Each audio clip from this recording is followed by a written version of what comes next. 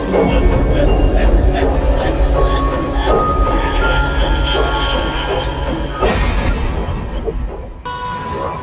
to my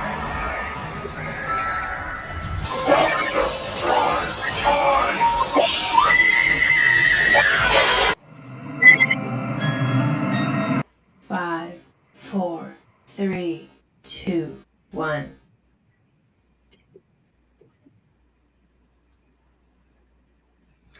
Hello, beautiful people. Come on in. Join us for Horror on a Sunday. We are back with our KillerCon live horror panel, which it's been a little hiatus, not a huge hiatus. We were here in December to discuss the decline of teen slasher. So if you missed that, please make sure you go back and check the replay. And if you are excited for us to be back with our horror panel and you want to see more of our horror panel, then you know exactly what you need to do. And if you don't know, let me educate you.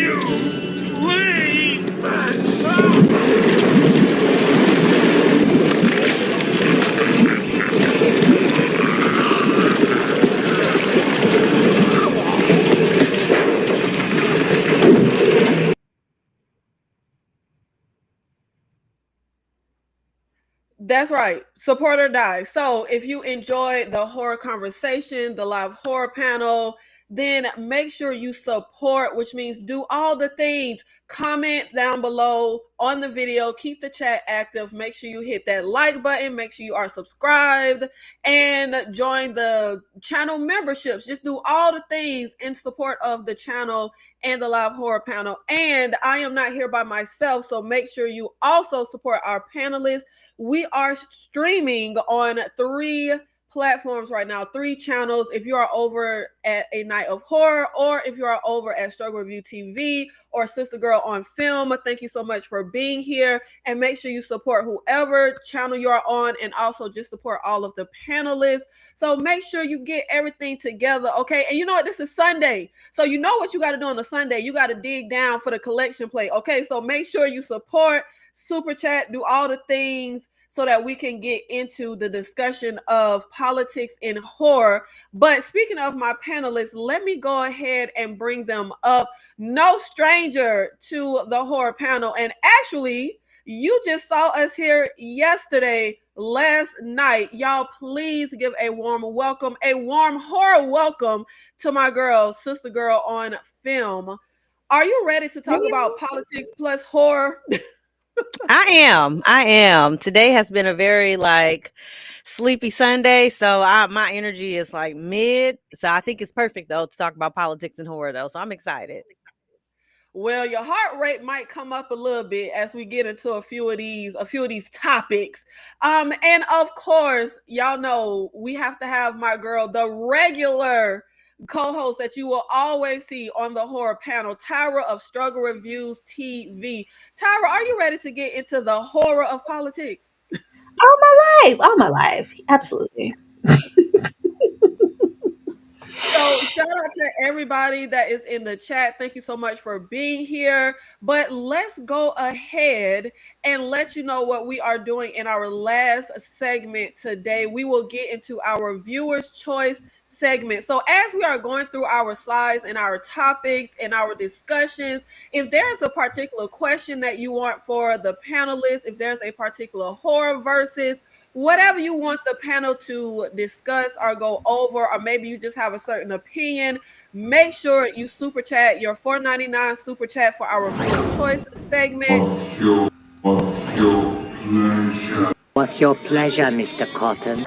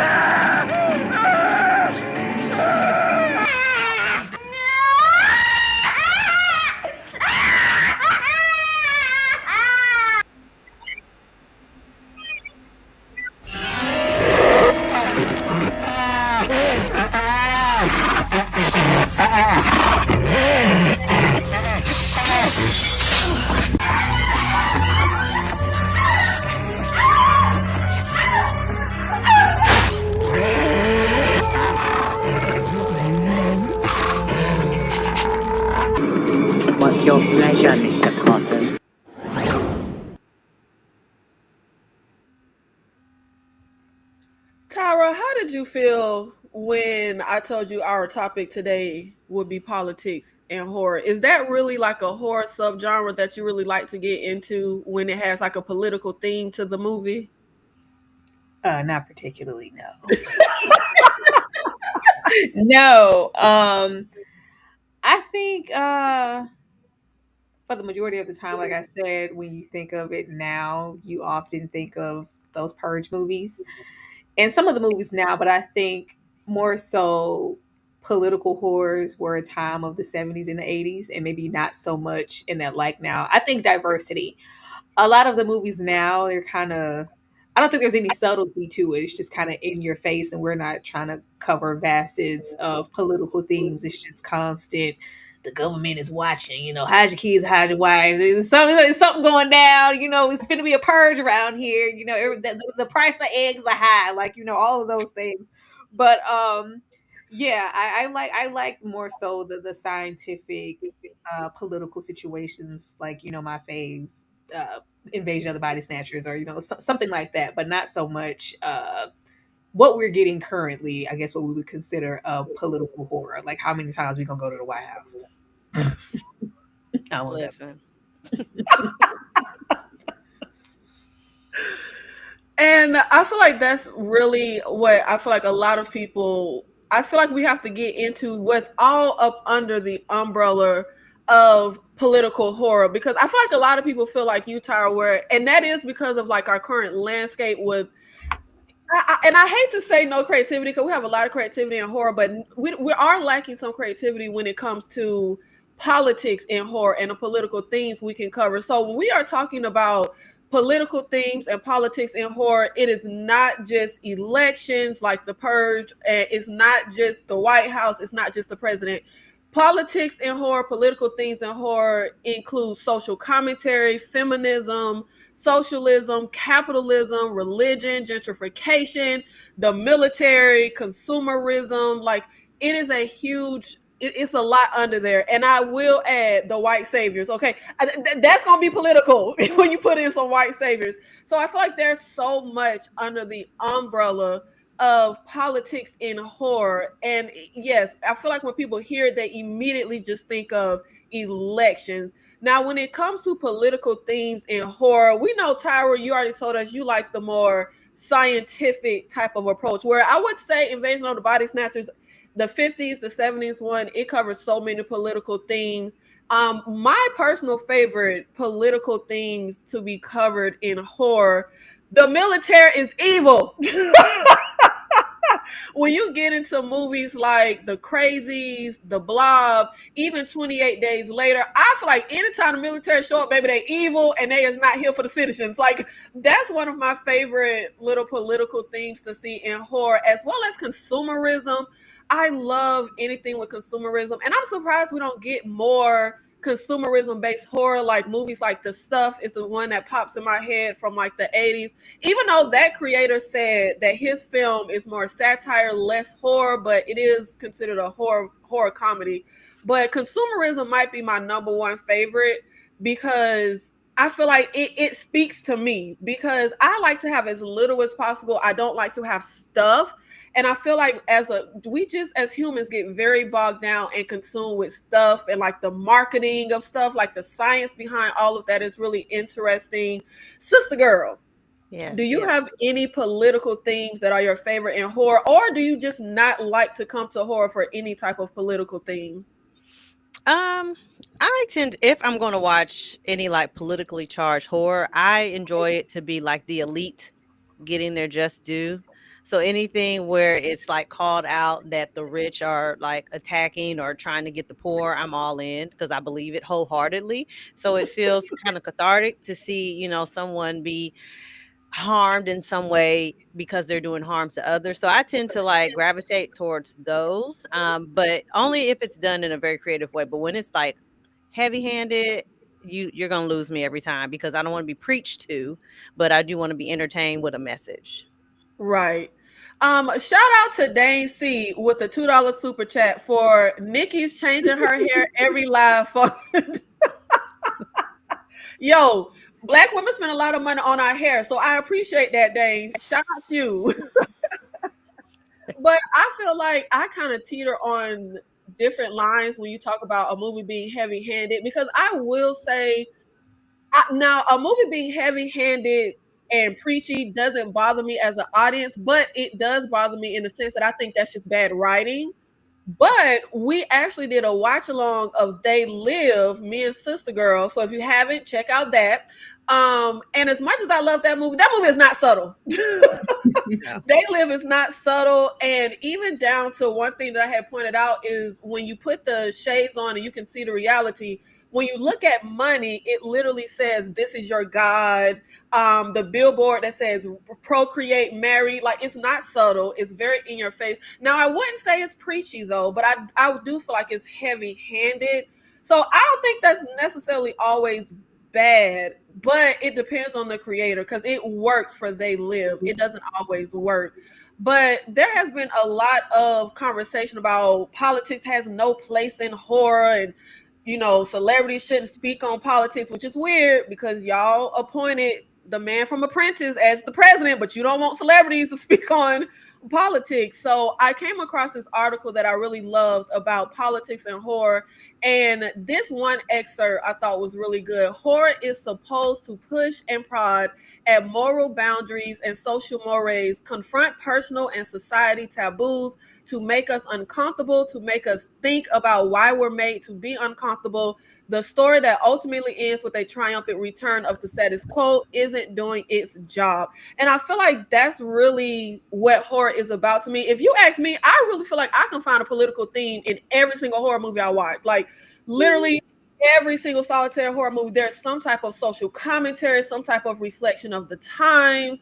And I feel like typically when people say, "Oh, I don't like politics and horror, I just want a mindless horror movie," you could be enjoying a mindless horror movie and just not really peeping that there is absolutely something political in just about every horror movie that you watch. And I kind of feel like that's kind of the purpose of horror. So, Tyra, how do you feel about people who feel like, they have the argument politics has no place in horror?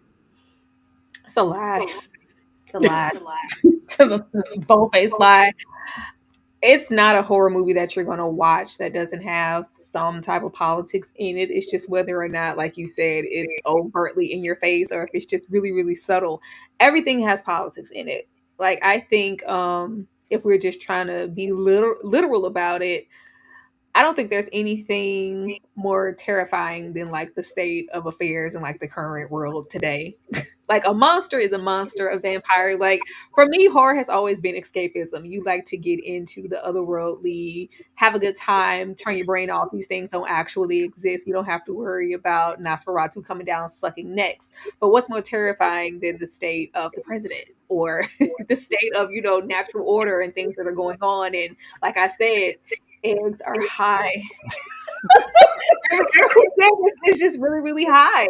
So when you get to implementing those things like gentrification, consumerism, what are things, feminism, things that you can't really turn your brain off from, it gives you a reflective space in the horror because you're like, this could really happen. How long before it actually happens? The ones that are more so from the 70s and 80s, some of them, you can have callbacks to, oh, remember that one time they said that in that film years ago, and now it's actually happening. Like, we need to pay attention and wake up. They know something. They always leaving these Easter eggs behind. Like, it's always some realism there. Like, I believe there is no horror without the politics. Actually, you need both. I completely agree. Shout out to Dane C. $2 for the Nikki finally doing another KillerCon fun. Look, y'all better take a page out of Dane C. book if y'all want me to keep bringing KillerCon back. Let's show up and support. Shout out to you, Dane. I mean, it's here as long as the people want it to be here, as long as the people are supporting. Dane C. $2 for the Ashley missing fun. Everything's fun. Shout out to you, Dane C. And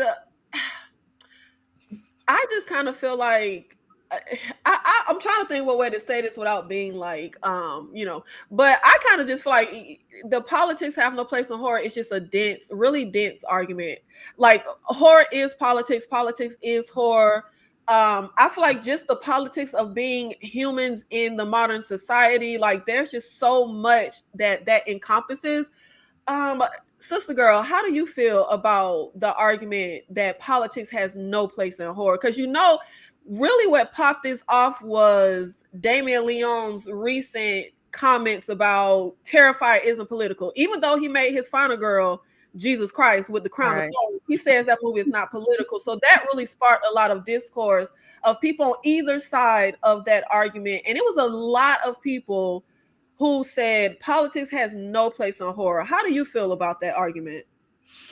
Um, I I agree. I don't agree with that either. I feel like politics in general is just it can be daunting, and sometimes it can be uncomfortable to address some of the realities of society. And so if you can do that through a creative lens, especially through horror, I don't think there's anything wrong with that. I think if anything, it's a safe way to kind of express your views when it comes to certain topics, in a way that might feel uncomfortable, especially to those that don't agree with your view. And so I think that might be a lot of it. If people feel like they're going to see something for entertainment and to feel like it's just mindless, but then they're forced to kind of face their own demons. That's a personal thing, baby. Like, do the work, journal. I don't know what to tell you, but you can watch zombies and still think, okay, well, how does this relate to my everyday life? And do I need to do some internal work because I am the villain in real life? And it's so interesting you said zombies because I feel like 9 out of 10 zombie movies have a political edge or theme to them. Yes. Tyra, do you feel like you need to agree with the movie's political theme in order to find it entertaining or enjoy it? No. You know how many movies I disagree with? A lot of stuff I don't like. I love the film, but I hated the message. Like, I think that's asinine. Like, oh, is this what we are? Is this what we are? Like all of that's right over there with I'm never listening to Step in the Name of Love again because R. Kelly. I'm looky here. I'm a step, okay? I'm a step. There's a way to separate things. Everything doesn't have to be black and white. I really don't have time or the patience for it. I'm so sorry.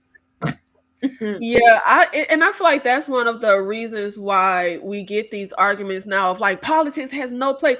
It's because I feel like people are very in their box of if it's not my political view, then I don't want the movie to, go there. But I completely agree with you. And I just feel like that's just for me a movie buff or like you're going to see so much. And I especially feel like being black, like you're gonna see so many movies that literally you're like, yeah, nah, it's a no. Is this the message? Is this the moral of the story?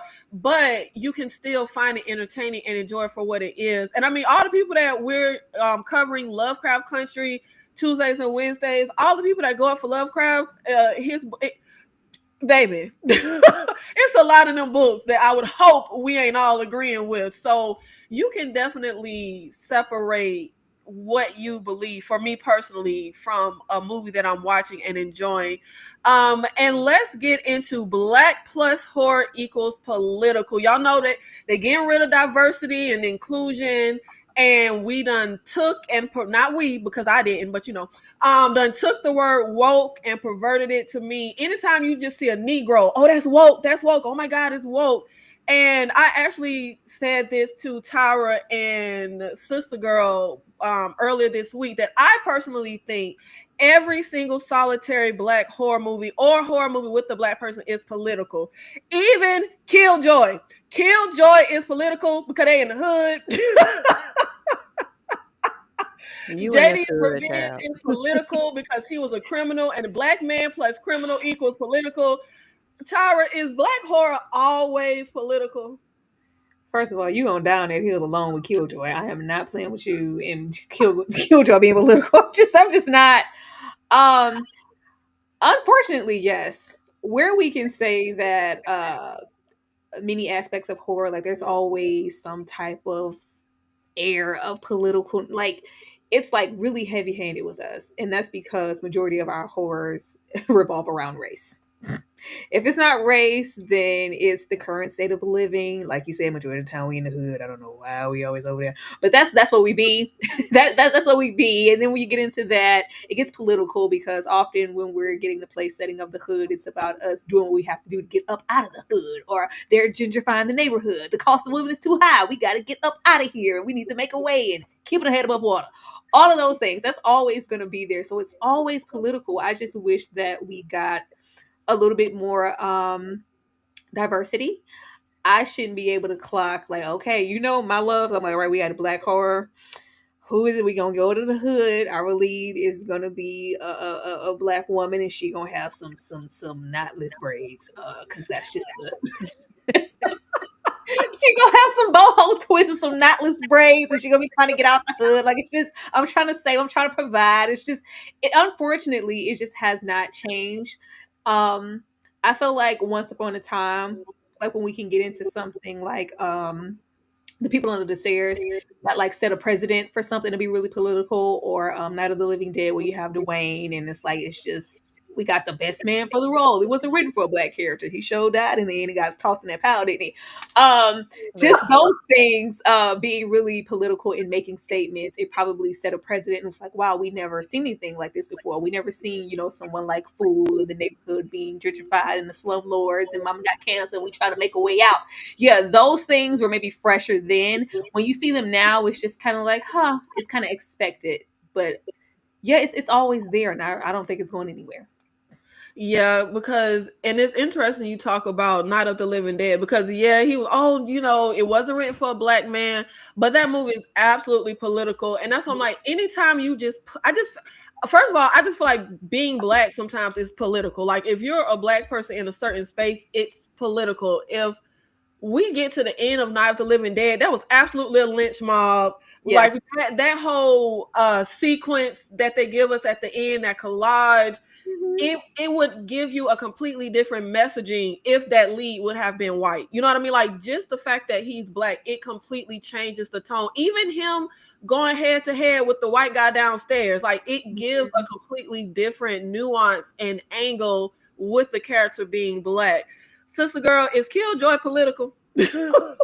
Well, let's be clear. I've never watched Killjoy, and I don't plan to ever. If I'm not mistaken, isn't it just like a black version of it, kind of, to some degree? Yeah. I would say that. So I can't. But based on the synopsis I know of it, I wouldn't call it political, because I don't know what the political statement would be in there. I don't know. I think there's a lot of social things, because you got black folks in the hood.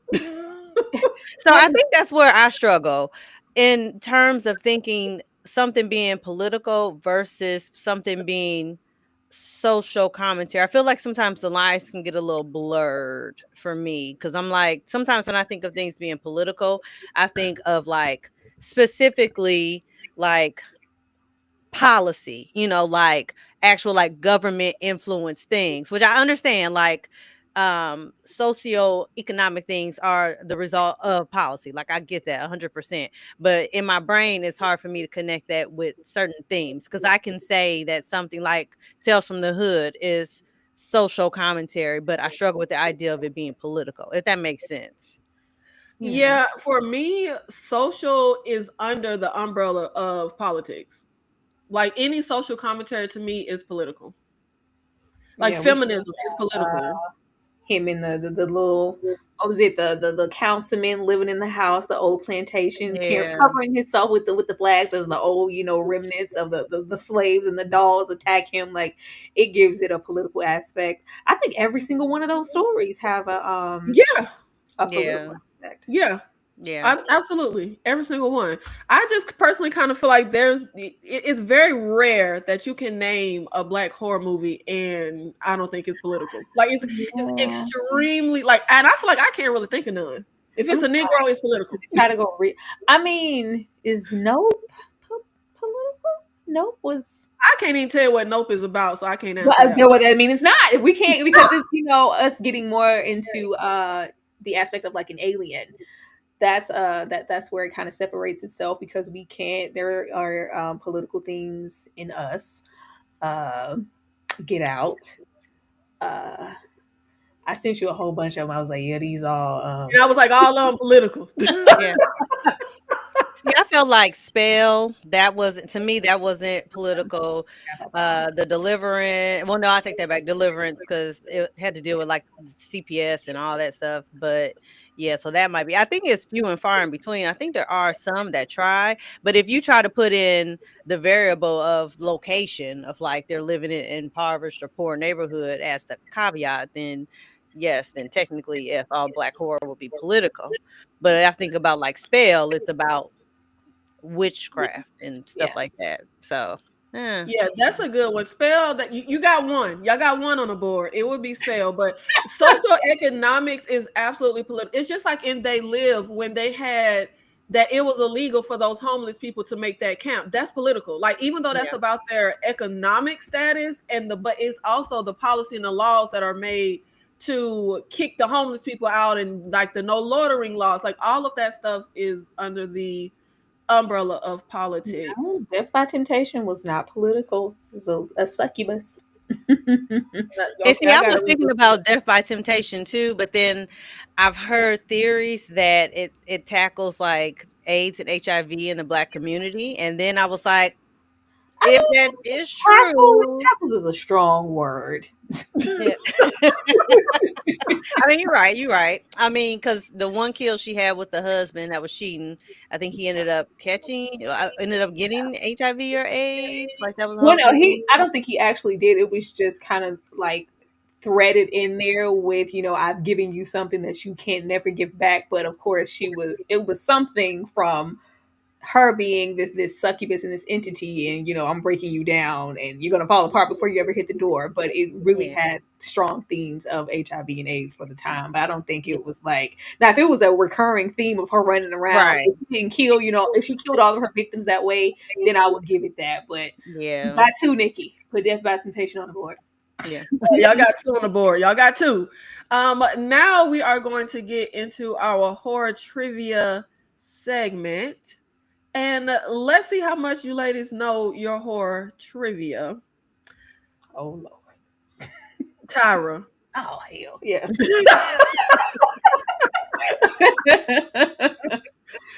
John Carpenter wrote in the role of Frank specifically for Keith David in the movie They Live. Is this true or is this false?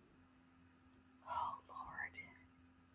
I really don't know. Because he had worked with Keith David already on the thing. So they could have been, real chummy.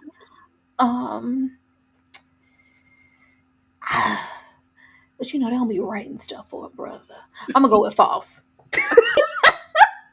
I'm gonna go with false. See how politics play a role in your answer? Okay, so Is it true? It's false. Which one? this is true. John Dang. Carpenter was so impressed with Keith David's performance in The Thing. Subsequently, he wrote the role of Frank specifically for David as someone who would not be a traditional sidekick but could hold his own. I knew he was down. You can't watch Season of the Witch and not be down. I knew it. She just went with it. Okay. Shout out to Keith David. Love him so much. Yeah. Sister Girl, which actor has a cameo in the 1978 remake Invasion of the Body Snatchers? Is it A, Robert Duvall, B, Sidney Poitier, or C, Sylvester Stallone? So considering I've never seen this movie before, I'm gonna just take a wild guess and say Sidney Poitier. Tyra, this is one of your favorite movies. Do you have a guess? C. Sylvester Stallone. I think so. The answer is A, Robert Duvall. Where? The scene with the priest on the swing, that is Robert Duvall. Is it? Yes. Tyra was one of her favorite movies, and she didn't even know that I answer. didn't. I just know Sylvester was out there trying to keep his head above water and making cornrows and stuff back in the day. I thought he might just have been back as an extra, and we just missed him. Yep, he plays the crazy priest that's playing on the swing. Yep, that is Robert Duvall. You dug for And that. I've seen that movie 1,100,000 times. I didn't I realize it ain't was never him. seen him. I swear. I was looking at Donald Sutherland, what I'm supposed to be doing. Ain't nobody looking for that man.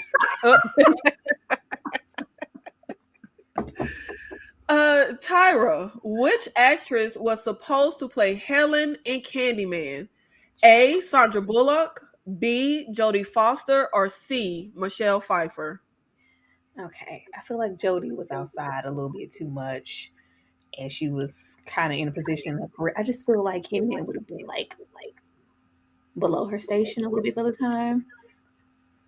Michelle Pfeiffer. 92? I'm gonna go with A. You would be correct. On the DVD commentary, Alan Paul said that had Virginia Madison been unavailable, the part of Helen would have gone to the then unknown Sandra Bullock. She was the second running up for that role. Keyword unknown. See, I already knew that was a choice of a role. Can you imagine Sandra Bullock as Helen in Candyman? No, oh my No. God, Jesus. Absolutely Yeah. not. Love Sandra, but not for that movie. No. I love, what was that movie she did with the Net? Now I've seen the Net at nauseam. I've probably seen the movie 100,000 I times. love that movie. But yeah, I cannot see her as Helen. Sister Girl, Hilary Swank auditioned for the role of Roach in The People Under the Stairs. Is that true or is that false? Hilary Swank. Do you know who that is? Of course. Was she all? I'm trying to think how old she would be. The character of Roach. Hilary Swank. Oh, I feel like this is a trick question. I'm gonna say false. This is true. Hilary Swank auditioned for the role of Roach. Roach was originally written to be either a male or a female. And I felt like this was a trick question because low key she kind of looked like she could have been Roach, but I was like, that sounds mean. What does that even mean? Cause she was in that one movie, what was it Boys Don't Cry? Mm-hmm. Oh, So that's why I thought this was a trick question. yeah, don't take me back to Boys Don't Cry. Yeah, it's a That hard movie to that watch. movie was traumatizing. It's such a hard movie to watch. Yeah. But now I cannot see Sandra Bullock as Helen, but I feel like I would absolutely I can see Hilary Swank as Roach under them stairs with her tongue chopped off. I can see that. Chop her hair off, chop her little tongue off. She could have played that role. I can see it. Yeah. Tyra. Oh Lord. Uh-huh. Why you gotta say oh Lord? Because I be getting stuff wrong.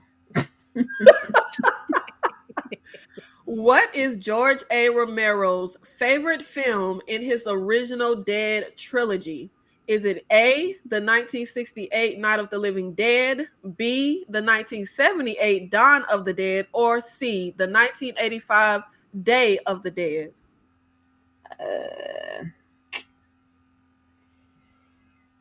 B.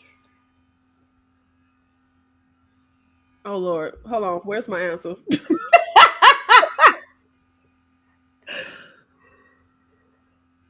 What answer did you just say? I said B. It's C. It's Day of the Dead 1985. On a special edition DVD, director George A. Romero claims Day of the Dead 1985 as his favorite film in the original Dead trilogy. It's cute or whatever. It ain't the best one. I think the one that's in his bag the most and like right in the pocket when we're getting into like social commentary and themes is Dawn of the Dead, because that's the one where everybody winds up at that mall. Okay. Yeah. That's fine. Which would you say is your favorite out of the original Dead trilogy? I'll say A. Same. Yeah. What about you, sister girl? A for sure. I was thinking Dawn of the Dead, but I actually like the remake a little bit more than the original. Man, yeah. The zombies look all blue purple. The hues just, I don't like the hues on the zombies that much. But another interesting thing I discovered when I was trying to find this trivia, he actually had the idea for Land of the Dead, but he didn't have the budget. That's how we got Day of the Dead. I thought that was pretty interesting. because he didn't want them in that little bunker underground. He wanted that closed off city that we got in Land of the Dead, but the budget couldn't do it. Sister Girl. Now you was a thug back in the day, beating men up. So I know this rapper question is for you. Which rapper sampled Tales from the Hood on their album? They sampled a scene from Tales from the Crypt. You know how they, not Tales from the Crypt, Tales from the Hood. You know how you take a line from the movie and put it in your song? Was it Jay-Z? Was it Run DMC? Or was it DMX? I don't know what line would have been sampled, but just based on these suggestions, my only logical guess would be DMX. Well, she a thug to her core because that is absolutely correct. Crazy K's repeated line, I don't give a fuck, what he kept saying, is sampled in the DMX song Where My Dog's At from the album It's Dark and Hell Is Hot. Shout out to that album. That's a great album. Yeah. DMX. You know what's interesting? Like when you put DMX up there and I thought about the cover of that album, I was like, it kind of gives Tales from the Hood vibes. And that's another thing that kind of made me think of that. It gives a little bit of horror. I don't know why, but I'm glad It I was does. right. You should at least let her chase it. Run DMC. That's what Had you had like Bone Thugs and Harmony up there, then I would have been like, somebody Run DMC. My Adidas put it. Yeah, right. And that was our horror trivia segment. Y'all actually did good. Y'all actually did good on that one. Hey. And now we are going to get into guess the movie by the tagline. And make sure you guys comment in the chat whatever you feel like the answer is. And if you are not familiar with guess the movie by the tagline, it's kind of self-explanatory. I give you a tagline from a movie. I give you 3 movie options. And you tell me which movie goes with the tagline. I am going to start with you, Tyra. Oh, man. Oh, no. We have the tagline, the dead have waited, the day has come. Is this from the movie Alive, The Horde, or Day of the Dead? Now, have you seen these 3 movies? Now, you know when you go into the Redback District, I ain't seen The Horde. Where you get that from? Oh my God. Yo, Tyra, I think you would like The Horde. It is a French horror zombie movie. It is so good. Well, okay, the dead have waited, the day has come. They're all zombie movies. Okay, I feel like Alive is a little bit too relevant and recent for that. It seems a little dated, and The Horde looks a little current too. So I'm gonna go with Day of the Dead. You are correct. Oh, it is the tagline. Nikki.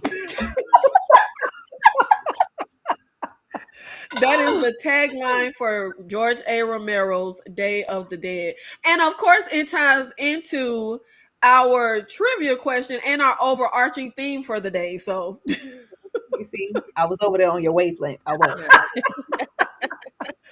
Sister Girl, we have the movies Slither, Mimic, and The Substance. The tagline is horror has a new face.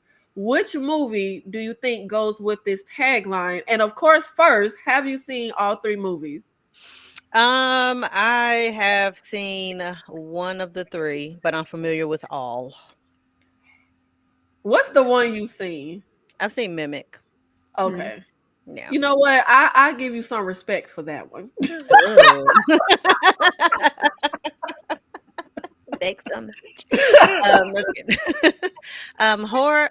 See, I had to say it in like how an announcer would say it in a movie trailer, and it's giving like 90s horror has a new face. That's how I heard that in my head.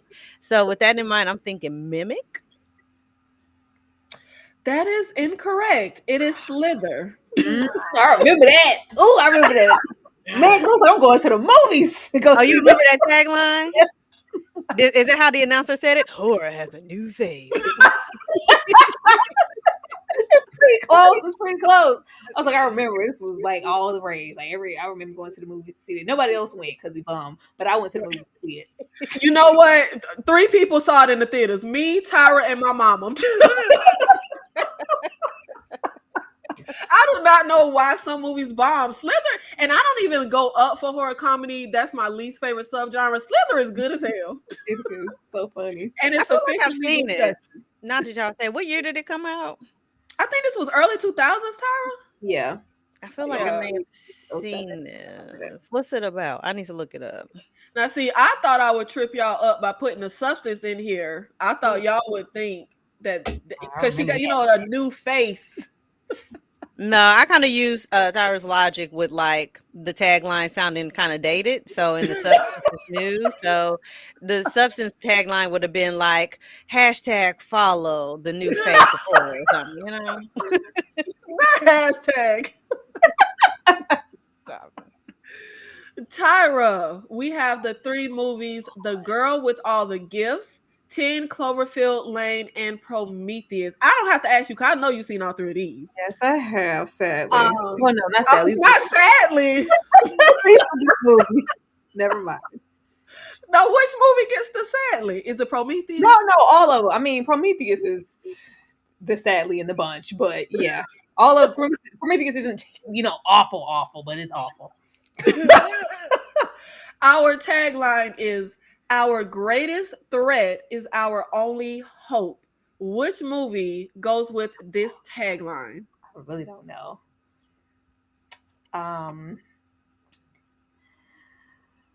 It don't give me Prometheus. Gifts just feels too on the nose. Our greatest threat is our only hope. But that's the only film where I feel like there's air like hope, because the saving complex. You even got a partially white savior over there. Nobody would say our greatest threat is our only hope. 10 Cloverfield Lane, because he didn't lie. He was crazy, but he was telling the truth. It feels like this goes with Girls with All the Gifts. That is correct. And remember our overarching theme of politics and horror. I said a white savior. It's always political. Okay. Let me and I said all black horror is political. So The Girl with All the Gifts. Prometheus. It was just stupidity over there in Prometheus. Everybody was dumb. So I was like, what is the hope? Well, see, I thought Prometheus would trip y'all up because they was what was them god-like people? What did they call them? Girl, I don't know. I forgot that. Was it the creators? Oh, y'all, what did they call them people that was looking for Prometheus? I think that man was fine before he started tripping. That's all I remember. He was a fine specimen. Then he went off poisoning waters and stuff. I said, oh no. I don't think Prometheus is as bad as people make it out to be. Like, yeah, they're idiots, but now we have Red Rooms, Late Night with the Devil, and Oddity. So all current movies. Mm-hmm. And our tagline is "Every Murder Lives On." Sister Girl on film. Mm-hmm. First, of course, have you seen all 3 movies? No, I've never seen Red Rooms. It's okay, Sister Girl. No, nobody saw Red Rooms. Okay. You know what? Yeah. This is also a French horror film. Oh, okay. That a lot of people made their #1 favorite of 2024. Thank you, Tyra. I saw it. I just didn't watch it. I heard about it in the streets, but I didn't watch it. I'll check it out. Are you familiar with Late Night with the Devil and Oddity? Yeah, I really liked Late Night with the Devil, and I'm familiar with Oddity. I have not seen it yet, but I've seen a lot of commentary on it. Okay. But Red Rooms, I have no idea anything about. I went to the movies to see this one as well. So, well, you kind of got the odds stacked against you because you're only familiar with one movie. But basically, Red Rooms and Oddity deals with the murder. Late Night with the Devil, So, which movie is your best guess that goes with the tagline "Every Murder Lives On"? I'm gonna go with, based on what I know, my guess is Oddity. How the hell do y'all have cheat cards back there? How did you get that? My brain. Right. She right. I know she right. My brain. Now I just guess based on the synopsis of what I've heard about what Oddity is about, it just made sense. I have never seen Rare Rooms, and you said it's French. I was like, I feel like the French would have a more like, I don't know, catchy tagline, and I knew that wasn't a tagline for Late Night with the Devil. So, process of And of elimination. course, I feel like we have a bit of a political theme in Oddity with that damn insane asylum and that cricket behind doctor. Oh, So I made it fit some type of way. Tyra, Never Let Go, Bird Box, The Descent. now of And course our it's one. I know all three of these movies. I knew the answer to the last one. I don't know this. Never Lose Sight of Survival. Which movie goes with this tagline? And I don't have to ask because I know you saw all three. Oh yes, I shall never let go, child. I don't know. I don't know. The Descent it doesn't give Never Lose Sight of Survival. I don't remember because Bird Box was like really big when it came out. I don't remember that being a tag. Never let go, never lose sight. I don't know. That's so generic. I really don't know. Okay. I watched Never Let Go. You know, that was pretty recent. I definitely don't remember that. It seems way too generic for the things in The Descent. It's between Bird Box and Never Let Go. Just for how generic it is, and for Bird Box being on Netflix and not being a theatrical release, it's just so hard. I feel like I'm on Jeopardy. Like I got some money. I'm gonna go with Bird Box. Bird Box. Yes, Bird That Box. is correct. For real? Yeah. Not for fake. Give me some money, girl. Give me some money. Give me some money. Do y'all remember the craze when Bird Box came out? Like everybody, I hated that movie, but everybody was going up for Bird Box. Am I the only person on planet Earth that watched the Bird Box sequel? I watched it. Didn't know they had one. I watched it. It was choices were made. Is it on Netflix? Yeah, it's on Netflix. It didn't get all the hype Bird Box get. Is it called It Bird did. Box 2? Literally? It's called Bird Box Barcelona. Oh. That's a dig already. Bird Box Barcelona. Right over there with Dirty Dancing, Havana Nights. Nobody wants to see that. Oh my God. And that was our Guess the Movie by the Tagline segment. And of course, getting into our conversation of, the argument, politics has no place in horror. Well, first of all, politics in horror isn't anything new from movies like Society, Day of the Dead, They Live. We have always had politics and horror. Those are all 80s movies.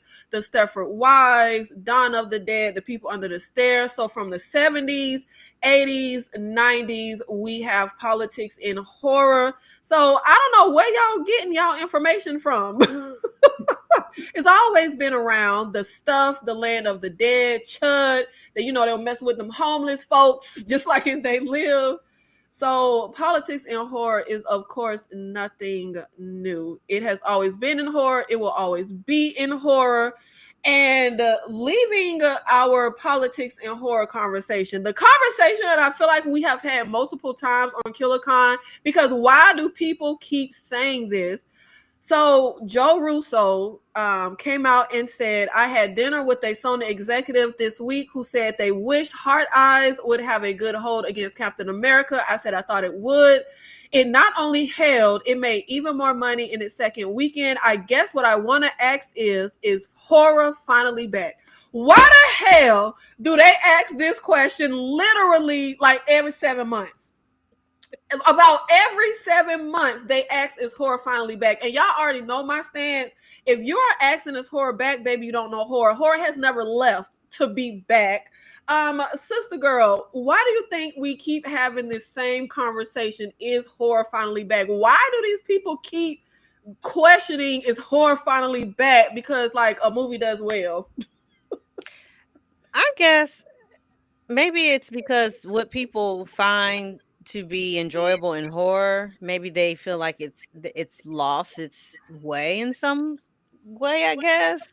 Like when elevated horror happened, and I think that's when the last time this conversation came up.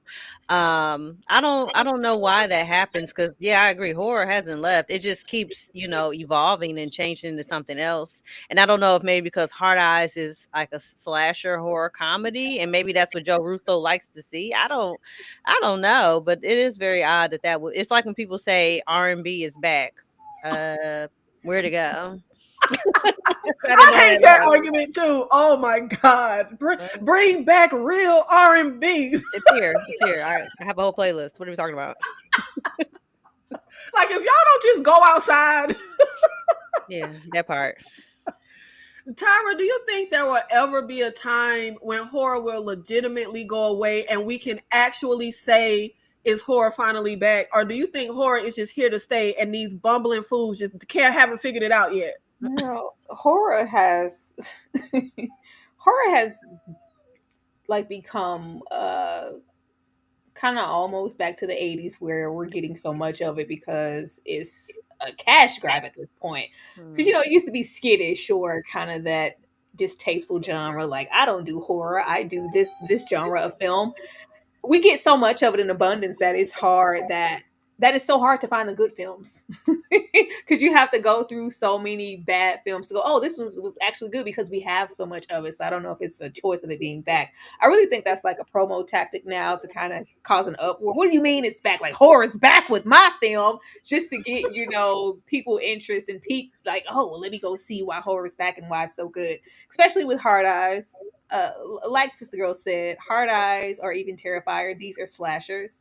And I think with everything being more so elevated now, and us getting away, like, yeah, this ain't no A24. This is the bare bones of horror. These are slashers, they're bloody, and we're killing people. Horror's back, where we're stepping away from the elevated situations. I think they're saying in those terms where we're not afraid to push and go there, and we're not trying to be extra, I don't know what do you want to call these horrors now. They're not, because they're not just elevated, because I don't like the term because we always had elevated horrors. These horrors are more so Pretentious?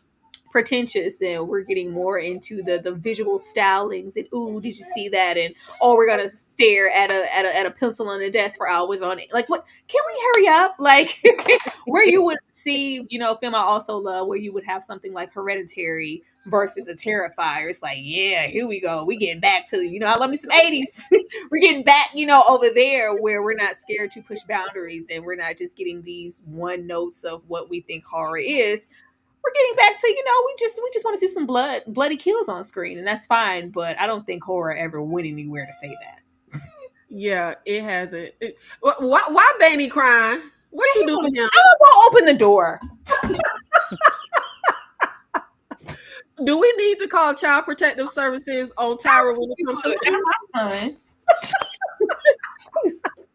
He's love. What are you talking about? when it comes to little Benny over there crying? We got proof. We got the audio of him crying. When is he not crying? He cried because the sun came up. Leave my dog alone. Polly Latino Slant, $4.99 super chat for, is this Tyra? Tyra, is this you? Yes, in your trailer voice. Oh, okay. Oh. In a world where worlds are worlds, comes a new voice in the world of horror. Thank you, Poppy. You know what? That actually feels like a good tagline for like some type of. You know what? Where the Wayans at for the new scare movie? There go your tagline. All the best ones in the world. It's like, oh, what? You were here. Yo, what happened happened to that guy? Because we don't get the trailer I voice don't no more. know. I think it's passe now to have the voiceovers, and all of a sudden I got 5 on it. All right, we gonna do a remix and everything to give us our horror or play with a beloved song. We're not getting that man speaking, but the man used to make you sit up like today. Like, oh my god, it's a call to action. What? I think you said something good though. I think this is a marketing ploy at this point. The is horror finally back. Like they want it attached to their movie. I just like it's so like it literally boils my like it irks me so bad.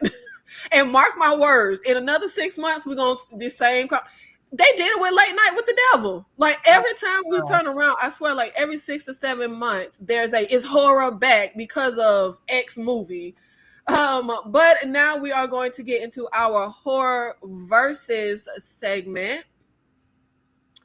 So let's go ahead. And we already know the overarching theme for the day. Sister Girl, Tales from the Hood versus Night of the Living Dead. Which one do you have coming out on top? Oh my gosh, really? And this is the OG, like Night of the Living Dead, huh? Yeah, this isn't the 90s one. This is the original 1968. Why you got to do? Why you got to do? Wait, Tales from the Hood. Okay, let me think of.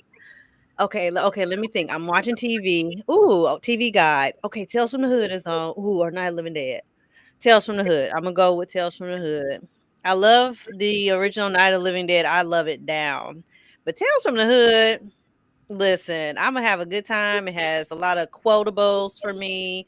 It's entertaining. I don't like the last story with Crazy K.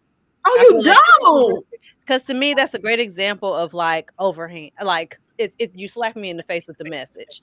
That's the only one, and that's the only reason, and I still don't like hate it. So I'm gonna go with Tales from the Hood. It was And it's 95. interesting you say that because my next question was going to be which movie do you think handled their political themes better? So I'm assuming you're going to say Night of the Living Dead.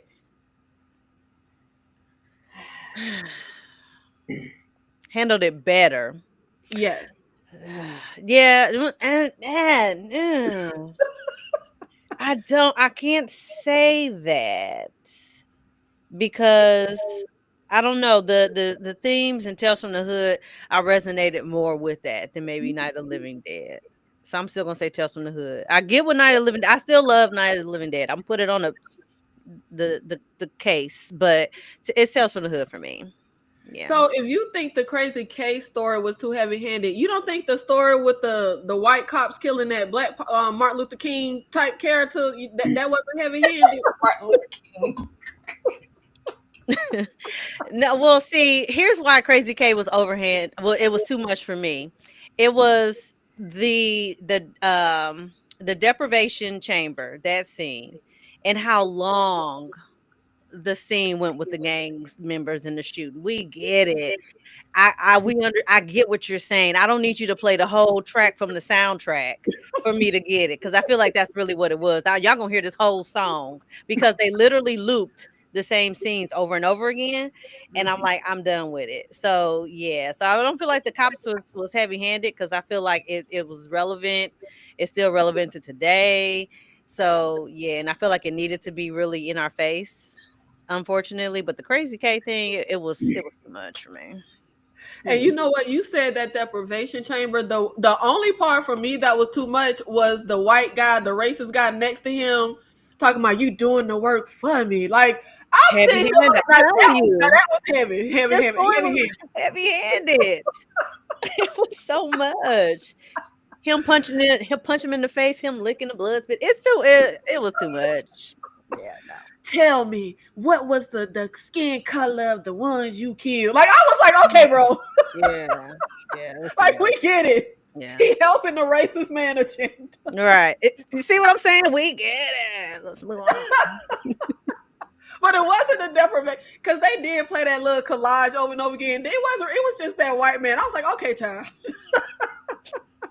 Tyra, which movie is coming out on top for you?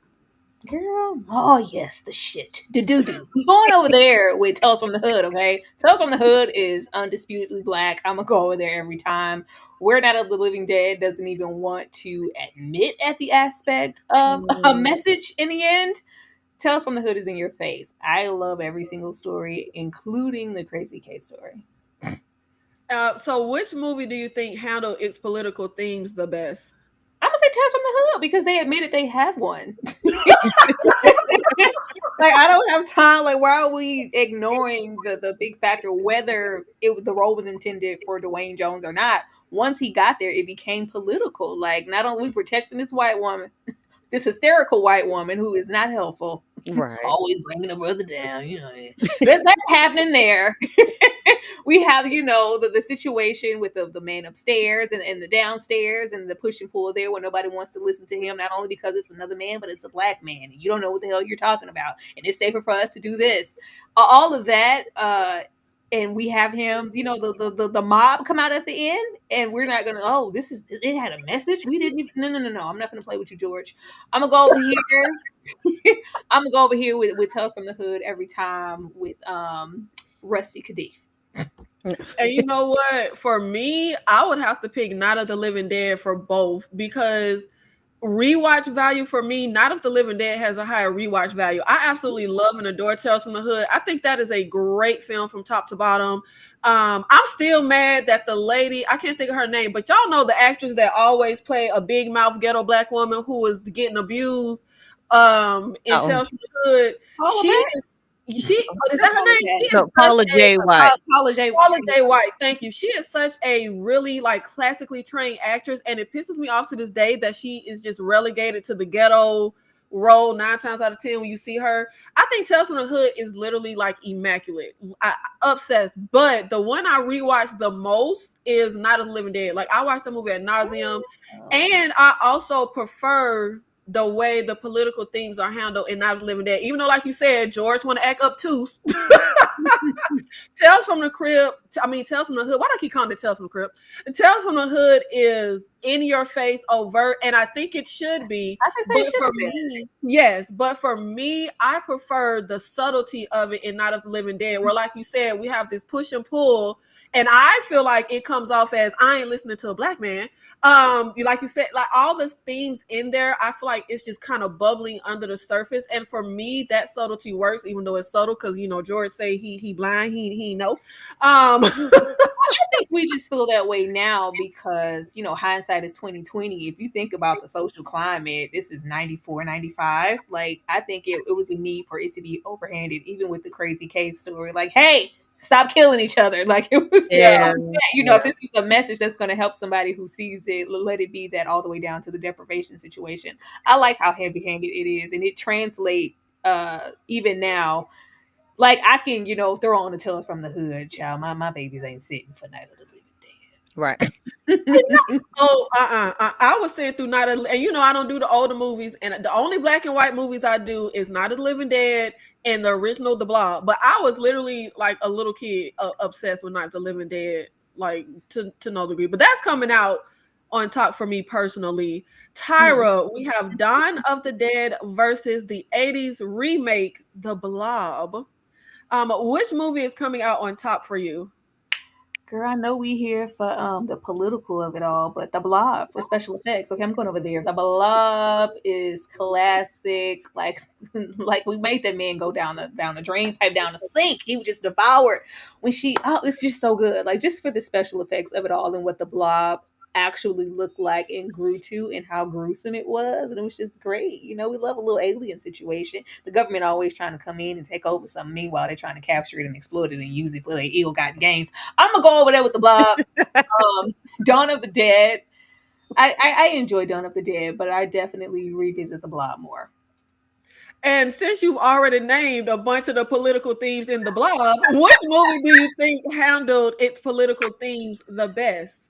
It's definitely Dawn of the Dead, but for me, I have to pick the Blob. Dawn of the Dead really handled it. I think it was very different at the time to have all these dead zombies this was in the mall era, like back when the mall was like, oh, all this consumer, y'all going to the mall, we're spending all this money, all the capitalism. So to have these people be dead, but still have remnants of real life and all gravitate towards this mall because this is where we spent so much time because we're spending so much money. The message was very on point there.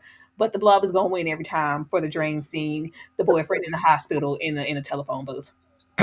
Okay, so I'm gonna veer a bit off topic. So speaking of in the mall with Dawn of the Dead, which movie horror movie that takes place in the mall do you think is best? Dawn of the Dead, the original, or Chopping Mall? I'm a very big fan of Chopping Mall. I'm gonna go with Chopping Mall. I don't care who I think about it. I like Chopping Mall. I do. That just popped in my head because that is a movie Tyra recommended to me last year. I love Chopping Mall. So that just popped in my head when you were talking about the mall and the times and Dawn of the Dead. Sister Girl, on film, which movie is coming out on top for you? Dawn of the Dead, the original, or the Blob 80s remake? It's for me, it's easy. It's Dawn of the Dead. I haven't seen the Blob in I can tell you how long. It's been a long time. So that just says a lot for me. But Dawn of the Dead, this one and the remake, I just watched Dawn of the Dead recently. And I just love it. I am a huge fan of zombie movies though. So I'm kind of biased. Like, Same. I don't care good, bad. I don't care if it's low budget. It could be somebody with their cell phone in the parking lot and they done made it. I'm gonna watch it and I'm gonna have a good time. So definitely Dawn of the Dead. You know what? You speaking my language now because I love the zombie subgenre and I feel like you. I don't care if it's generic. I don't care if it's bad effects. Like I just love a zombie movie. Girl, look. Yeah, love them. And which movie do you think handle its political themes the best? Well, you can't really remember the Blob, so Yeah, yeah, and quiet as kept. I don't even remember a political theme in the Blob, but when Tara said it, I said, oh, okay, I didn't because again, it was so long since I've seen it. So obviously, I'm gonna have to go with Dawn of the Dead by default. For me, my first true love is the Blob. That was one of the first horror movies I ever saw in my life was the Blob 80s remake. I am obsessed with that movie. That movie stays on rotation for me. I watch it constantly. I think it is perfect. And what's funny though, my opinion would have been different had I not recently rewatched the original Dawn of the Dead. Now, Dawn of the Dead for me is like the Blob for you, Sister Girl. I hadn't seen Dawn of the Dead original in like 100 years. Like I hadn't seen it in forever, but I always raved about it. I recently rewatched it, and honestly, I hate that movie. I really did not enjoy it at all. That white woman got on my last nerves. Like I wanted to smack fire on her. She was so useless. They might as well have had the Annabelle doll in there instead of her. Like she was so useless and whiny and aggravating. I could not stand her. Then at the very end, when the black guy is more concerned with saving the white lady, and he finna just let himself just die. I was like, what the hell is we doing? Of course, he eventually changes his mind and goes up. But why do we even have to do that? Like, I don't know. It irks my nerves. And one of my favorite death scenes used to be the guy who puts his arm in that little thing. But I watched it. I said, man, it's the dumbest thing I've ever seen. Stupid. Dumb. Yeah, I don't even know how. I had to watch that scene a couple times. I'm like, how did we get here? Like, why did his arm? Like, did he trip and fall into the? Like, how did we get here? My arm in here, nobody will see me. Right. What are you doing? And I'm sorry, but a movie, I don't care how cool the death scene is. I don't care how cool the effects. If it's just nonsensical, I don't like it. Yeah. And the one that handles the political themes the best for me is the Blob because the military is evil. Like I love like Tyra said, the government coming in wanting to exploit something, use it for don't care nothing about the citizens. That's just gonna always resonate for me. And this is Black History Month. We got a black villain in the Blob, which is very rare in horror. Okay, he was working for the man, so it's some more political themes up in there. But Man. The Blob is just on Mount Rushmore of horror movies for me, though. I love The Blob. I just love it. The Blob was killing kids. Killed them kids. Absolutely. I need to go back and watch it. No, Tara always want the little chitlins to die. I mean, I can't Does disagree. that mean the horror movie mean business when we kill a kid? I'll be mad when That they was in there. Why are you here? You gonna get all of us killed. Yeah. Well, I know we might have a winner by default because you haven't seen Killjoy.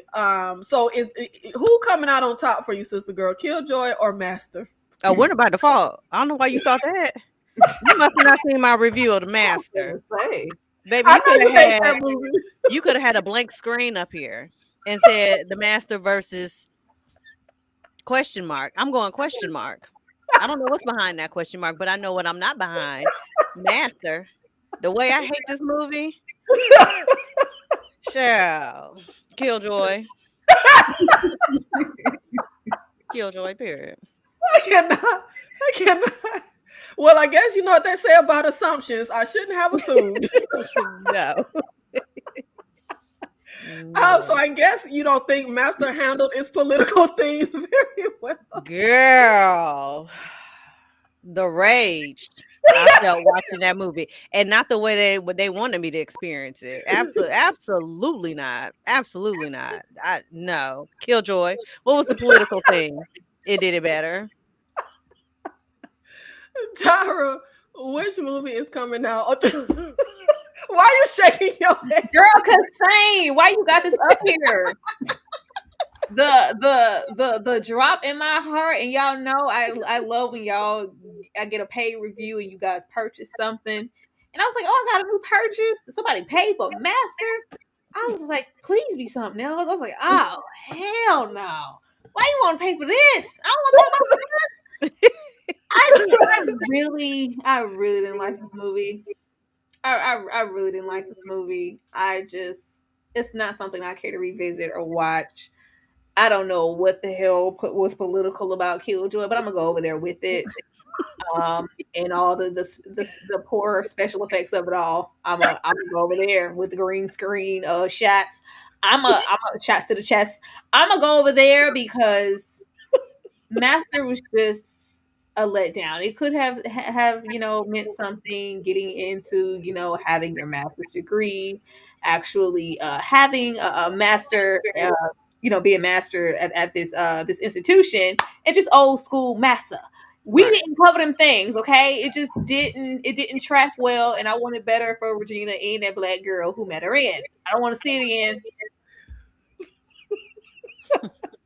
Thank you. Tyra, which movie is y'all killed me with Master. Which movie is coming out on top for you? The Stuff versus Day of the Dead. Oh, the stuff. I love the stuff. That was probably like the first, I guess, real horror I saw just watching horrors as a kid, and it really gave me an understanding of what like consumerism was and advertisement, and had me like maybe think twice of like, why are you guys pushing this so hard about what you're putting in your body and the messaging that can really have you buy into something that's harmful to you. And I think it's done really well. I think it's executed so well to that it translated here in the 70s, and you can run that now. You can still speak to a lot of the things that are pushed on us, and we just buy because we see it so often. Meanwhile, you got the stuff and you about to die. I'm gonna go with the stuff. Do you feel like you're a consumer that's really easily susceptible to the marketing of products? Okay. No, no. I'm like, that doesn't even sound convincing. No, no. I really don't. I think maybe before, but as you get older and you have these children, I don't need that. That's how that happened. I don't need that. What am I gonna do with that later? I don't need that. Maybe in my 20s, Tyra in her 30s. I don't need that.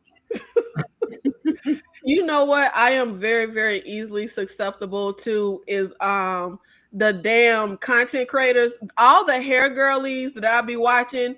I waste so much money buying different hair products, like seeing what all the girlies is you. I be susceptible as hell because let one black girl say, "Oh, and I got the 4C hair and this worked the wonders for me." Babe, I'm gonna go pick it up. I'm gonna go buy it. I be so easily susceptible, and my friend always be, "Why are you buying all these products?" I don't even use the whole product. I'm always just throwing it out. Child, it's a sickness, really. It's a sickness. Sister girl, which movie is coming out on top for you, The Stuff or Day of the Dead? So, I haven't seen either of these, but if the stuff is about like blatant like consumerism and things like that, I would probably say I would be more. Let me look at it from this aspect. Which one would I be more willing to watch? I would probably say the stuff because I do love zombie movies. I do, but I feel like if I'm looking for something political in a sense, I'm gonna go towards like consumerism because I think it's really interesting and relatable. Oh, absolutely. Because let me tell you, them hair girlies get me every time. They get me every time. Damn y'all, and y'all use my code. Yeah, I get got by the gadget people. If you give me electronic, give me a robotic sweeper. Ooh, okay. You gonna get me every time. Watch me organize my refrigerator. Like, ooh, I need those. Yeah, that's me for sure. Tyra, which movie is coming out on top for you? Society versus the Stepford Wives. Definitely the Stepford Wives, but I just love Society for the body horror of it all. Society is extremely 80s. Extremely 80s. Like, it's so over the top and it's hysteria over there. It's wild. But it's gonna be the Stepford Wives. That's a genre of horror where we're getting into feminism and us you wanting we're in the era of can you replace me with a bot?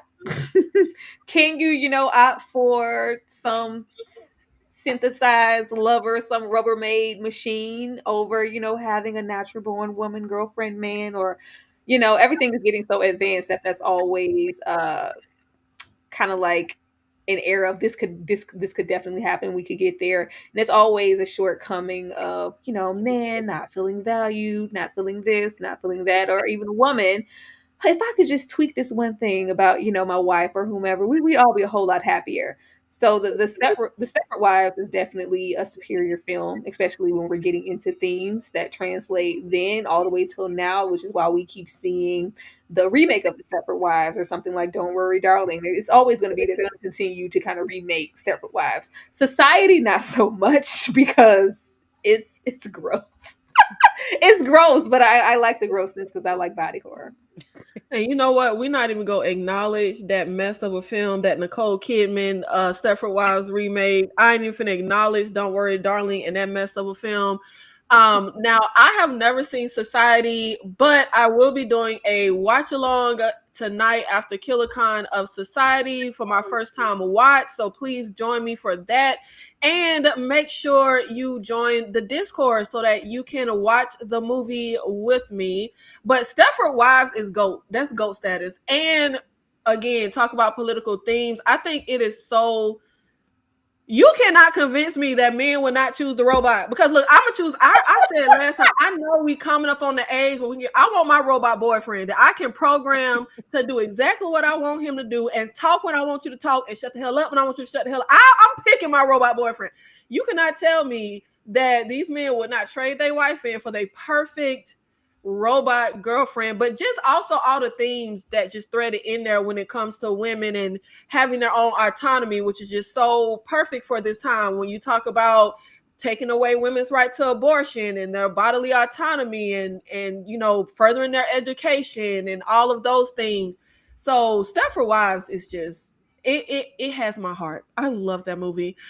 Sister girl, have you seen Society or have you seen the Stepford Wives? I've seen Stepford Wives. I've seen the deadbeat kill count of Society. So by proxy, I feel like I've seen Society. So yes, yes, I have seen Society. And so with that in mind, I don't do body horror at all. My stomach can't take it. But I like the overall theme because again, I'm about elitist, kind of being called for the evil people that they are. But because of the body horror of it all, I would have to go with the Stepford Wives for sure. Look, you on the right side of history, going with the Stepford Wives. Tyra, They Live versus Candyman. Which movie is coming out on top for you? And which movie do you think handled its political themes the best? Oh man, They Live is very heavy-handed. Came here to kick ass and chew bubble gum. Like, ugh, ugly. Like, ugh. I love it. I love that y'all watched it because that scene of him and Keith David fighting for all of 35 minutes, like, hurry up. But as far as handling the themes, they both handle the themes really well. Where They Live is really overtly with the themes. Candyman is more subtle, getting into, more of the gentrification and racial politics and white saviors. All of those over there. But I love both of these films. This is a hard one. It's hard. Can you come back to me? I need more time to think about it. I really don't know because I really love both of these films. I even love, the overtness of They Live and the glasses of it all and the obey and everything, the consumerism topics. So you think Candyman handled its themes right? Because Candyman makes me so angry because I feel like the whole backstory to Candyman, why was he be rolling up, killing the whites, not the blacks? Yes. I still love the film. I still love the film. Not only are you rolling up, killing, terrorizing this poor Cabrini Green, but you fawning after this white woman, your long lost love. Like, oh, okay, brother, really? Daniel Robitaille, that's what you want to do? Since you want to, I'm gonna answer your question this time, and not just go with my preference in film. I'm gonna go with They Live. I just feel like the messaging in Candyman is so backwards and crooked. Like, he in love with this white woman, got his hand chopped off and lynched because of it. Then he come back to haunt the black baby. We didn't do nothing. Why are you killing us? Sister girl, which movie is coming out on top for you? They Live or Candyman? They Live. My issue with Candyman is your issue with Candyman, and people be coming at me because I'm like, I don't mess with Candyman. I really don't. Because really, if I really kind of get into it, to me, Candyman is just like a discussion about internalized racism. Because why did the formerly enslaved black man come and then attack the poor black folks at Cabrini Green projects? Oh, for that white lady. He thought he was up there like enslaved. I am a painter. I went to the best. Exactly. So he was. I got a white woman. I'm a painter. He probably was not really like it was a whole thing. And I'm a descendant from the one who he was in the house, and we got out the house and we got some right. Food. Right. Am I not old white story? And so I don't fool with Tim Scott. So I don't fool with Candyman. So They Live. You know what? You speaking my language because I as much as folks go up for Candyman, I do not. I don't like that movie. I don't like the messaging. What needed to be done, and we have a teaspoon of real horror villains. Y'all will not throw Tony on the ground. I love Tony. I love Tony Todd. I wish they had written Candyman much different. I appreciate the remake. A lot of people don't like it. I liked it a lot because it did what I felt like the original was supposed to do. Nah, I can't go that far. I love it. That's it. They got on my nerve with that remake. But that was our horror versus for this evening. And now we are going to get into our final segment, which is our viewer's choice. And if you need a reminder, let me remind you.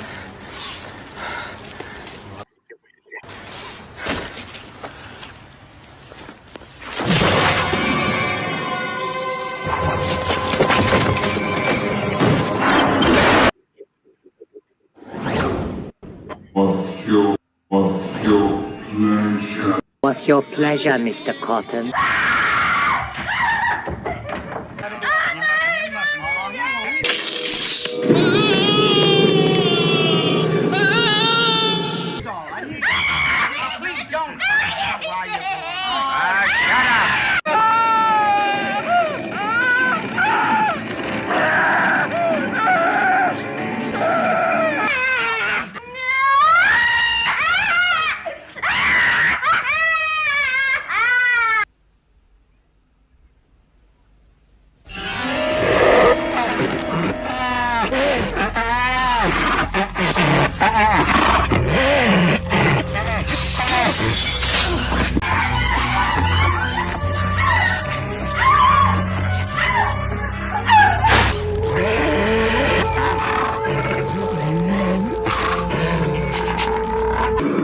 What's your pleasure, Mr. Cotton?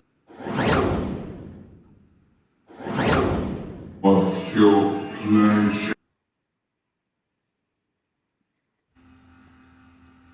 I feel like if I was going to make a horror movie with a political theme that matches the current state of the times, like mirror the times, I feel like my movie would be all about um a society, the effects of a forced birth society, like the effects of like absolutely no abortion, period, no elective abortion, and the effects of a forced birth society. Tyra, if you were going to make a political horror movie for that mirrors the times, what would the themes be for your horror movie? Because I feel like I just got to be over there with abortion. Like I just have to, like that's what would really stick to my gut when I think about the current state of the times. What would it be for you? It will be the same if you want to stick to the current times, getting into more of the feminism aspects and women rights, because it seems like we're trying to revert to an old time of diminishing those things. So it'll probably be based around that. I feel like that's the strongest talking point right now. And what was interesting to me, I tried to see, have we ever had a pro abortion horror movie? And we haven't. And I'm like, we've had some. Am I wrong? No, nobody's making that. That's why I'm like, where is that movie? And I'm like, I've seen, like, I forget the movie. What was, not Tara, you might know. I think it was an 80s horror movie where the lady like put the fetus down the toilet and it turns and like mutates into like this creature. Like it's always like an anti-abortion agenda to a horror movie, but I've never seen a horror movie with a movie is that? Oh, you don't know that one? Oh, I just knew you know it's the 80s horror movie where the girl like puts the fetus, because I think she had, like, what is it? A miscarriage. I couldn't think of the word. She has like a miscarriage on the toilet or something, and the fetus goes into the sewer and it mutates and it starts killing everybody off. The suckling. Thank you. That happens in the suckling? The suckling. Maybe it's that's the creature that's killing everybody. The fetus mutates. I don't think I saw that one too often because I definitely don't remember that. Yeah, and then I just saw this Spanish horror movie from like the early 90s. The movie was a mess, called Baby Blood. And you have this alien that impregnates this woman against her will, I might add. The movie didn't seem to care about that. But she has this baby inside of her and she has to kill people and drink their blood for the baby. And it is very anti-abortion. Like the whole time she's telling the fetus, like, you're just a fetus, why should I care about you? And the baby's like, I deserve to live, I deserve the right to live, and you need to sacrifice so I could. And I'm just like, oh my god, the agenda is clear. But I'm like, we've never had a pro-abortion horror movie. But sister girl, if you were to make a horror movie right now that mirrored the times, the current political climate, what would the themes be for you? Mine would probably be more along the lines of like a psychological, in the sense of like brainwashing through media and like parasocial relationships, and maybe like a serial killer that's Swarm. yeah, but more of like, less about like the person having this relationship with the celebrity where the celebrity is like unaware of like what's happening, but like the celebrity or the person is very much aware of the parasocial relationship and is like using that to like create people to do their killing for them in that way. So I think that would be something I would want to see. Oh yeah, that would be fun because the way these hives and the I would say the menages, what are they? Yeah, I don't know. The The barbs. Barbs. the hotties and Cardi B's and stuff.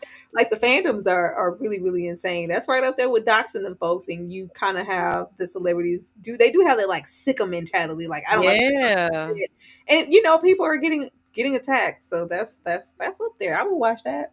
Yeah, that actually sounds good. And I'm actually surprised that we haven't gotten more of that, particularly because Scream, which one was it? Scream 5, their whole motive was like radicalized by like the fandom and the message boards. And I feel like that is extremely relevant today when you think about the discourse in horror spaces and how people literally will get angry if like you don't like Halloween or something, like if you don't like their franchise. I feel like that is so current and so relevant. And I'm extremely surprised that no one really jumped on that train after Scream, which one? I think it was Scream 5. I don't know. Scream 4 is the one I hate with that little skinny girl. Scream 5. I'm surprised nobody jumped on that train. But I love your idea, the psychological horror, the brainwashing, especially because I ain't gonna call nobody out. But I got people around me that are such conspiracy theorists. Let them see one TikTok or one reel on Instagram and they gonna swell like, I just be like, child, I can't with the conspiracy theorists. But it's just mind-boggling to me how people just watch a video online and feel like they're extremely educated on something, or I'm just but I think that would be a great idea because people fighting for their life in these fandoms. Yeah, it's so weird. It's like I think the movie Don't Look Up, even though that's like sci-fi, not quite horror, but I feel like that was a great like example of that. Like the scientists are like, no, like the meteor is literally like, and then they're like, don't look up, this is propaganda, and they're like, don't look up. I'm like, okay, yeah, it's too far, and it felt really, really real. Yeah, I love Don't Look Up. And what's interesting to me is I'm like, do the people watching Don't Look Up realize you're those folks? Like you're the people that will be falling for the propaganda and the asteroid will hit our asses. Right. Yes. But thank you ladies so much for joining me for our KillerCon live horror panel, our discussion on politics and horror. And after this, should nobody be walking around talking about politics don't belong in horror? Okay, educate yourselves. We done gave you a lot of movies for you to look into. And the military is evil. I'm always be on that side with it. If the world ends today, I'm running away from the guys in the fatigues. Okay. Sure. But we have a lot of stuff coming up on the channel, starting with tonight. I will be doing my first time watch of Society, the body. Now I love body horror. I go up for body horror. Absolutely obsessed. So we'll be getting into it. Now Tyra claim I'm gonna hate it because it's very 80s, but I'm actually kind of excited for it. I feel like the theme of the movie, the body horror of it, and I do say it's like comedy horror, which I'm like, I ain't really got time for the 80s comedy stick, but hopefully I will enjoy it. So make sure you come over with me for the watch along of Society, and for access to see the movie with me, make sure you join the Discord. I do have my Discord linked in my chat, and if you are a channel member, you can watch the movie with me in Discord. And every Tuesday and Wednesday, y'all know I don't commit, but if Tyra and Ashley there, I'm gonna show up. But every Tuesday and Wednesday, me, Tyra, and Ashley from My Sweet Perspective, we are doing a retrospective watch and discussion of Lovecraft Country. You got time to catch up. We have only covered the first episode. So this Tuesday, we will be doing the live watch along of episode 2. And again, join the Discord and you can watch the episode. And then on Wednesday, we will have our live discussion breaking down the episode. Tyra, do you want to tell the people what you have coming up and how they can find you and all that other good stuff? Y'all know where I'll be. Y'all know where I'm at. It's Monday. Mayfair Mondays. We are almost done, y'all. It has been a task talking about Mayfair. We will be discussing Mayfair tomorrow. Tuesdays are for Mass. We get our live reaction about the hot mess that is Married at First Sight. As Nikki said, Tuesday and Wednesday is for Lovecraft. No, it is Tuesday because it's double feature. Tuesday and Wednesday are for Lovecraft. So following Mass, we will be getting into the watch along for Lovecraft, and then that following Wednesday, we will have a live discussion about the episode and all the things we saw. Thursday, Ashley and I will be closing out our Black History Month segments. We will be getting into Josephine Baker and the story of Josephine Baker while also giving our Josephine Baker cosplay. Don't miss that. Fridays are for Flavor Flav right now. We are watching The Flavor of Love. We had a really, really good time watching the first 2 episodes this past Friday, so you do not want to miss that. And we may have something, surprise, some situation in store that following Friday. Of course, Saturdays are for Severance as well as our members only watch along. So we will be covering episode 6 and 7 of Severance this Saturday, and then we will be following it by the watch along. Of course, it's my week, and I chose Tales from the Hood. Become a member if you want to be a part of that. And Sunday we might be cooking up some other things too. But we did just do retrospective and discussion for Crooklyn earlier today, so be sure to go watch and support that. And I forgot to mention the new HBO series, The Pit. I will be doing a watch party in the Discord for that on Monday. So make sure you join channel membership so you can get access to the watch party for the HBO series, The Pit. And Sister Girl on Film, let us know what you have going on and what you have coming up for your channel. Yes, so Sister Girl on Films over here on the YouTube. I am just wrapping up Black History Month. So I am in mid editing for Living Large for a retro rewatch this week coming up. I will be doing a reaction to Get Out to wrap up Friday Night Friday for Black History Month.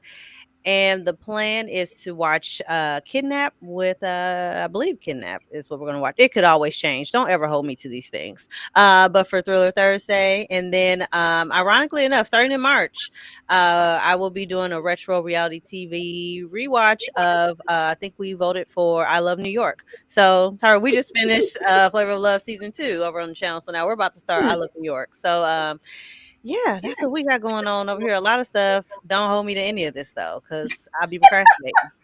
So there's that. And go run up my Dorothy Dandridge video. I swear, if Dorothy don't at least get 5,000 views, y'all will never see me again. And that's a threat. No, it was a promise. It was a promise. Paulie, I'm not hating on the skinny Latinas. The skinny girl I'm talking about is white in Scream 4. Jill.